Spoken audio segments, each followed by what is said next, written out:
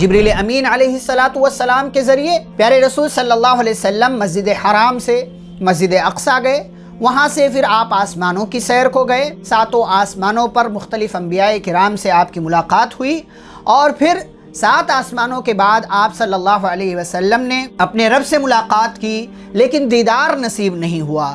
آپ نے جنت کا نظارہ کیا، جہنم کے نظارے کیے، واپس آپ صلی اللہ علیہ وسلم اسی رات آ گئے۔ آپ نے بیت المقدس میں انبیاء کرام علیہم السلام کی امامت کروائی اور آپ کو امام الانبیاء بنا دیا گیا۔ بیت المقدس سے آپ اسی رات مسجد حرام یعنی مکہ میں واپس آ گئے۔ صبح ہوئی، آپ صلی اللہ علیہ وسلم نے تذکرہ کیا مکہ والوں کے درمیان، اور مکہ والوں سے کہا کہ میں آج رات کو بیت المقدس گیا، آسمانوں کی سیر کو گیا اور پھر واپس بھی آ گیا۔ مکہ والوں نے آپ صلی اللہ علیہ وسلم کا مذاق اڑایا اور آپ صلی اللہ علیہ وسلم کی تکذیب کی، جبکہ مکہ والوں نے جتنے سوالات کیے ان تمام سوالات کے آپ صلی اللہ علیہ وسلم نے ٹھیک ٹھیک جوابات بھی دے دیے۔ اور یاد رہے، یہ اسراء اور معراج کا سفر یہ جسمانی بھی تھا، روحانی بھی تھا۔